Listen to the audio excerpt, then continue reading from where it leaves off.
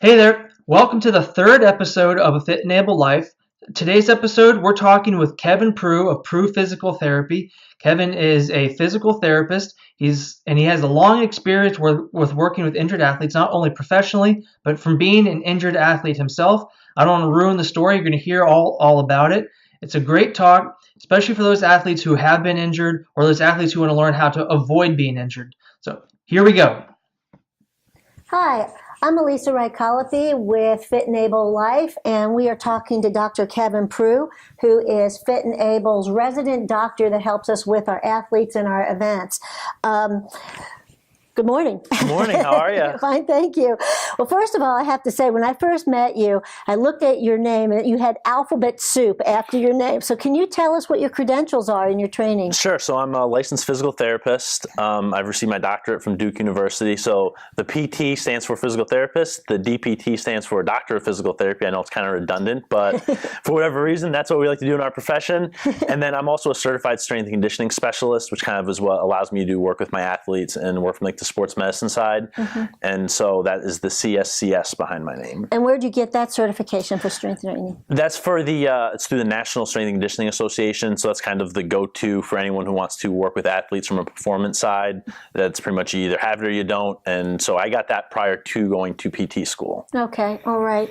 Well, one of the things that I find so interesting about you is that you are a carry, mover, and shaker. Now, that kind of makes you sound like maybe you teach Saturday Night Fever classes. and I'm the farthest thing from that, for sure. Tell us about that. So the Movers and Shakers, it was, I believe it was the first year that we had that this year, and it's through the Carry magazine. And it was kind of influential people in the community. I believe it was under the age of 40, and it's people who get out and get involved and try to make Carry a better place through business, nonprofit organizations, and that sort of thing. So I was definitely honored to be a part of that. I've only been in Carry for a couple of years, so kind of getting that recognition early on in my practice and being to the community is something I'm definitely proud of. Well, I know that you've been a huge asset to Fit and Able, which is a nonprofit that you dove in, and you've been helping us tremendously. One of the things that you have now, you deal with athletes, but you also deal with non-athletes. Absolutely. And so, what's the difference? What kind of things do you see in athletes versus non-athletes? Sure. And well, let me start off by saying this. I consider an athlete anyone who participates in any kind of regular activity. Now we have our kind of recreational athletes who just go out to the gym once or twice a week or participate in a yoga class or run once or twice. And then I have my competitive athletes, and that's my high school, college, professional guys. But from that kind of competitive athlete to that recreational, just active individual or someone who's interested in kind of starting some kind of fitness program, there's definitely a motivation to get back to a specific set of goals and in a short period of time with my athletes, my competitive guys. Right. I think in my high school athletes, their seasons are so short and they cram so much in a short period of time that if they miss 2 or 3 weeks, they basically miss their entire season. So we're on a very tight timeline when we're working with them versus someone who's just trying to get back into running or kind of dealing with a little bit of ankle pain because they just started running again. Obviously, they want to get back, and that's why they're coming to see me. Right. But there's not that urgency to, hey, we have 2 weeks, otherwise we're going to lose out on this entire season, and that can come down to a college scholarship or not for some of my high school guys. Right. So that's one of the big things that I kind of keep in mind when I'm working with the different population bases. Now, when you deal with a non-athlete, too, are you dealing with people that are struggling with activities of daily living, trying to get back into from recovery from surgery or an accident of some kind? Yeah, absolutely. I actually don't see too many post-op or after surgery patients here, and I think part of that's because I'm new and I haven't really developed a ton of relationships with orthopedic surgeons yet, and the majority of my patients kind of come to me first for an evaluation, and then a lot of times we can kind of treat their problem without even going the surgical route. But we do treat the activities of daily living.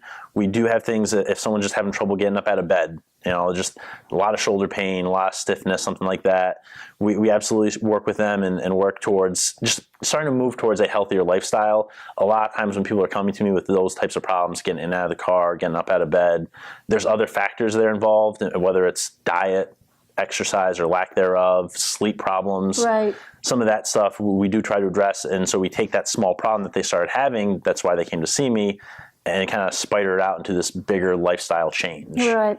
Well, as any health professional that deals with lifestyle change, I know it's a big struggle to get people to make that jump to change, and getting people, especially moving, physical activity, getting people that are sedentary into a routine movement of some kind.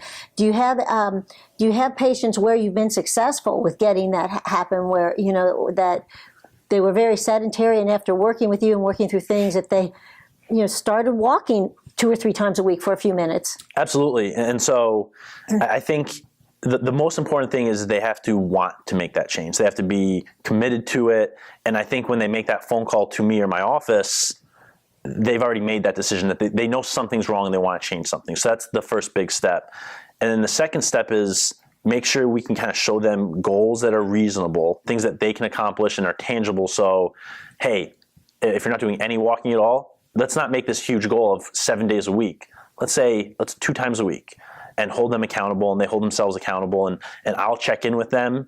So if I saw them in the first week of the month, if it's 2 or 3 weeks later and I still haven't seen them, I'll shoot them an email or a phone call and say, how many miles have you gotten in this week, or how many times have you gotten up? And most of the time people are, I'm there, I've done it 2 times, I've even done it 3 times this week. And every so often it's kind of like, oops, I forgot. You still have 2 days, you still have Saturday, Sunday, so go get it done. And so that accountability is huge. And just, I think that's why I like the nature of my practice, where it's very personable. I can take the time to make those phone calls and do some of that stuff. And it's a very community kind of atmosphere is what we're going for. And my patients know that their goals are just as important to them as they are to me. Right. And so I think that's a huge way to get them to move from sedentary to at least in that right direction of activity. Right. And so it's nice that you're dealing with that on an individual basis. You don't have a rubber stamp of what people should be doing. That's know that's helpful. Well, have there ever been a time in your life personally that you have not felt fit and able? So fortunately, my background, I played college baseball and I played a bunch of sports growing up, and I was always very active. So I would say fit was always something I kind of shot for and was kind of needed. I had dreams of being a professional baseball player and that sort of thing. But what team? It didn't matter. It's a business. Whoever wanted me, I'd take them. But the reality is I had elbow reconstruction my freshman year of college, and I had a rotator cuff surgery my senior year of college when I was kind of making the decision of what I wanted to do. Did I want to try and work out some of these pro teams I got invited to work out with and things like that? But so able, not as much. When I was kind of casted up and really braced with my elbow reconstruction in particular, it was 3 months in casts and braces, and I couldn't throw for 7 months. And being on the field watching my teammates do things, especially your freshman year in college, when I went to college to play baseball. I didn't even know what I wanted to study while I was there.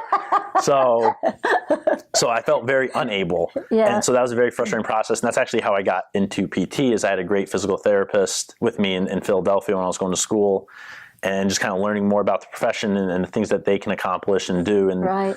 So going from the can't even move my arm at all to back on the mound throwing was going from that unable to able, and kind of said, wow, that made a huge difference in my life. And that's how I ended up here, kind of. Well, it's interesting because what you're also touching on there, too, is not the physical part, but there is a real emotional, mental aspect to that, too, in recovery. Did you have help in dealing with that, or just you were able to deal with it on your own? And how does that experience help you with dealing with injured athletes now? Sure. So, I mean, my parents and family were a great support staff, and my teammates, as much as they kind of jabbed at me and joked and said, why don't you just learn to throw left-handed? And I mean, it was a good atmosphere, and being around the team and that sort of stuff was great. From at least I could get a taste of baseball, which is what I really wanted. But there were some tough times, and you kind of felt like you'd never get there, and everyone keeps telling you, oh, give it another 6 months. And when you're 18 years old, 6 months feels like 6 years. So I definitely understand that, and I think it's from a practitioner's standpoint, trying to separate that former athlete in my mind to being a clinician, just understanding what an 18-year-old's going through if they had an ACL surgery after whatever happened in basketball or running or things like that, and just being able to kind of communicate with them that, hey, I've been in your shoes. 2 or 3 years down the road, once we've gotten you recovered and you're back playing and things are going well, you're not going to remember that 4-month recovery process. Right. And so just being able to kind of get inside their heads and know where they're coming from, I think allows me to connect with that age group really, really well. And that even translates to older adults. I mean, people that want to do things with their kids and coach and that sort of stuff, and they're limited by whatever, back pain. Just kind of knowing, hey, I understand you have these goals. again, I've been there. I've been in those shoes where you want to do something you feel like you're capable of and your body's just not letting you. Trust me, trust the process, and we'll get you where you want to be. Right. Now, for student athletes that are in college, that 4-year time, one of the nice things is the eligibility. If you have to sit out a season, you can always go a 5th year to college if you can afford the tuition. Right. And add that 5th year on there, get a dance degree or something. Yeah, right. Take some fun electives. Some minors, But, there is a lot of stress on college kids, about performing and getting in that athletic mode right off the bat entering freshman year. And it does distract kids from their academics, which, Absolutely. Is in fact why they were there. Yes, that whole thing you're spending a lot of money on, that education degree. Yes. But I could see that it would be, cause a lot of anxiety for and distraction for a young athlete that, their dream is being sort of washed away from them. Yeah, and then you add in the scholarship athletes where they're starting to make transitions to where you get 4-year scholarships no matter what. But originally they were kind of these year-by-year scholarships. So if you were hurt, you couldn't perform. I mean, they kind of take that scholarship away from you. It didn't happen very often, but that threat's always out there. Right. And as an 18-year-old kid, you're worried about paying for college, and you have this nice opportunity, and now you're hurt. So you're going to try and play through that injury so you can perform and keep your scholarship and do all those things. So there's a lot of anxiety going on with my young athletes, and again, just kind of being in their shoes previously, I know what they're going through. Right. So it makes it really easy to connect with them.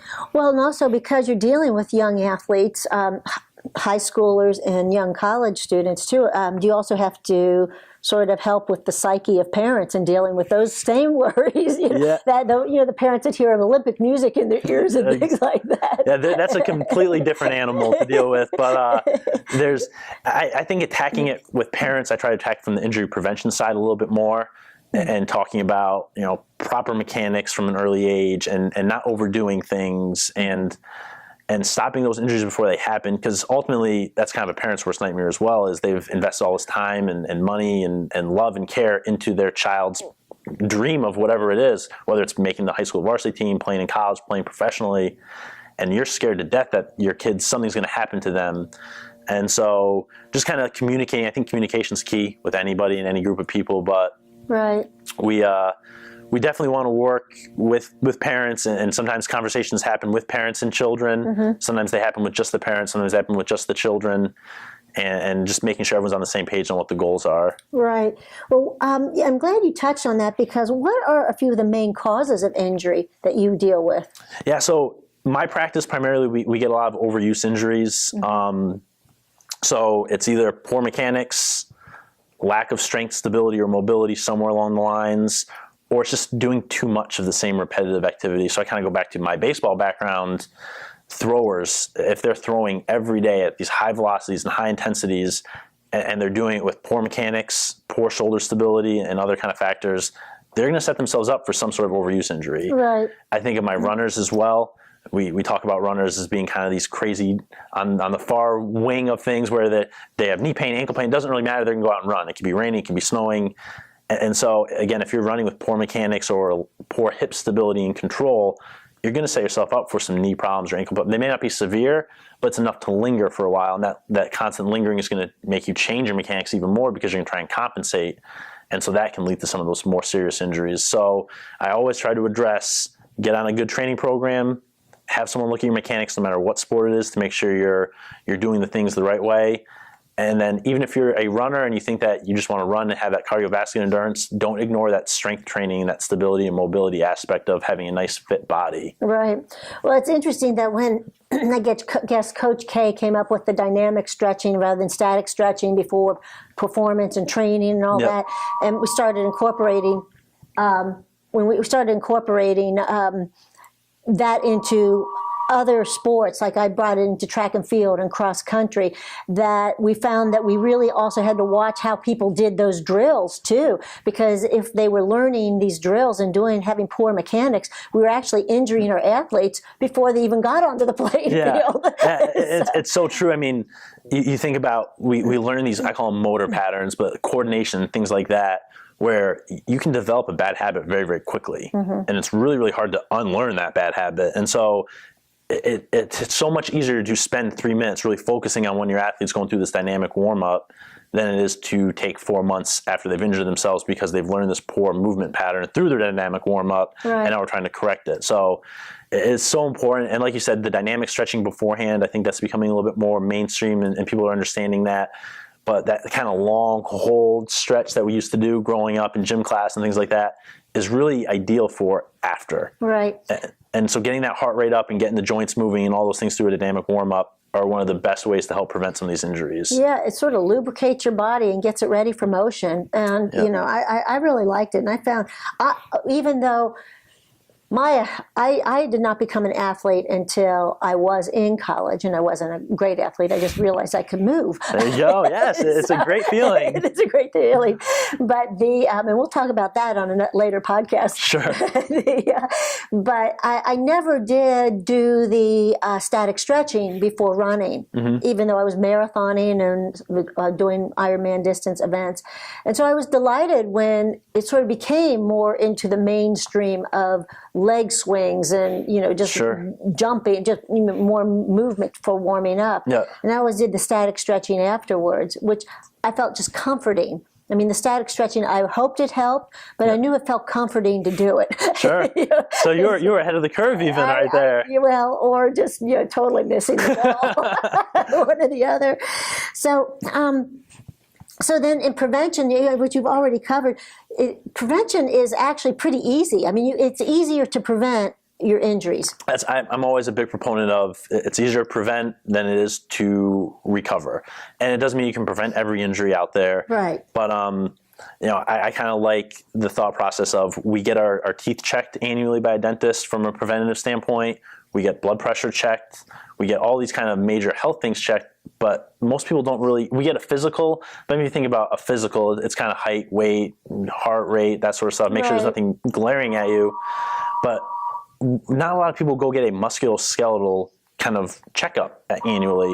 And so that's something I'm kind of trying to push, especially with my high school athletes, because that's a great place to start with, and that age group kind of learn behavior. Right. But coming into a place like mine or other clinics that do these 10, 15-minute screens where we can look at strength, stability, mobility, and kind of track progress as a student or athlete or human grows and ages, and we can check things as they have these certain cut points. And if a problem starts to arise or we start seeing, hey, your hip mobility has really decreased over the last couple of years, maybe that's something we need to take a look at to prevent some hip arthritis down the line. Right.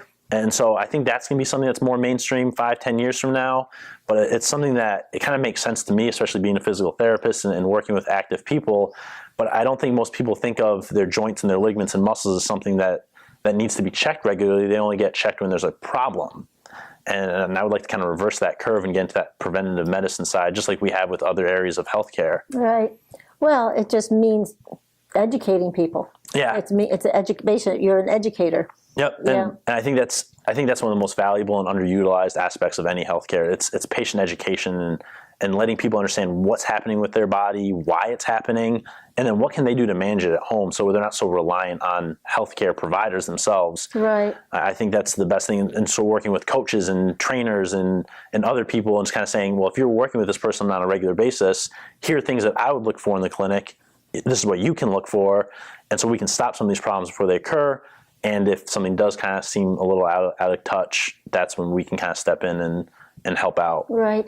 Now, you mentioned earlier that sometimes you do get cases that are just not for you to deal with. Sure. And I'm sure it flip-flops that you get cases where you say you really need to see a surgeon, and then you see them back after surgery. But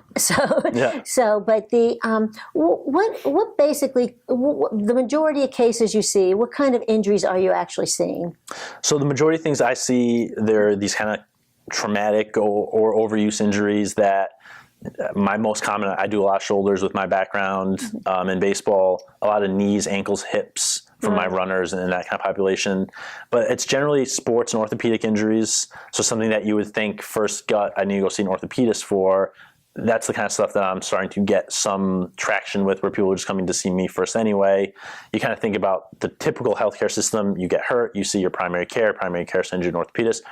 more often than not, the orthopedist sends you to PT anyway. Right. So we're trying to eliminate time and cost by just go see the PT first, and then I can kind of determine, yes, I can help you. No, I can't. This is the person you need to go see instead of me. In some of those cases, things like even some things that we thought had to be operated on, like rotator cuff tears or meniscus tears, the more research that comes out, it's finding that conservative treatment and strengthening and that sort of stuff, the PT work that I do is just as effective, if not more effective than surgery. Right. And so you're not going under the knife and going through those kind of risks and complications as well. Right. The thing is, I've sent my athletes to you, and they have had great success, and they love coming to you and have benefited from your advice and your guidance through their healing process. So what does being fit and able mean to you in terms of your patients? You said it earlier what it meant to you. Sure. But what does it mean to you in terms of your patients? And how do you feel like you help these people, your patients? You call them patients or clients? I call them, so if they're coming to me with an injury, I call them patients. If they're coming to me from a performance standpoint, I call them clients, but they're people, reality. So I call them my friends, my potential customers, I guess. So how do you help your people? Yeah.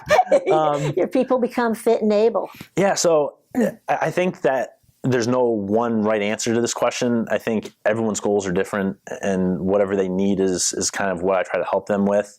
I've done things as far as just talking about nutrition with some of your athletes and things that they can do for post-workout, pre-workout.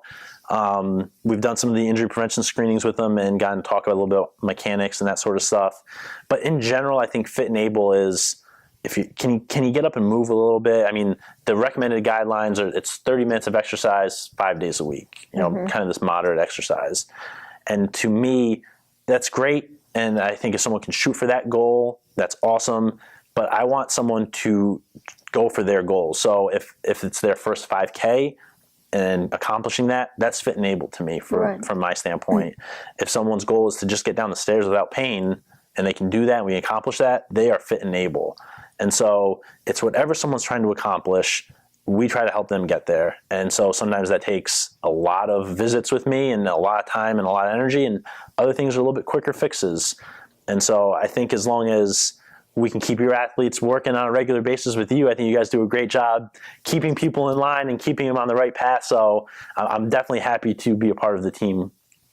Well, you are an important part of our team because you write for us, and our athletes love your articles. And so now that we are in the World Series, yes. Do you have a favorite team? I don't. So being kind of so close to it, I don't have a favorite team that I root for. I have a lot of friends that are kind of kicking around the major leagues and different levels of professional baseball, and Matt Harvey, who actually pitched last night, is someone I played against in high school and growing up. So I watched him throw last night. How'd he look to you?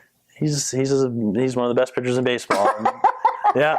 So I mean, he's doing great things there. And I mean, if I had to pick, I would say the Royals, I think, are going to win the series, and winning that first game last night is probably going to put me in a good position to be right on that, but we will see. There's a few more games to play. So I enjoy watching it, and I will keep watching it. Well, thank you so much for being with us. You're such an asset to Fit and Able, and I know you'll be joining us on other podcasts too, so we really appreciate your time and effort and what you do for our athletes. I appreciate it. Thanks for having me. Thank you so much. It's good to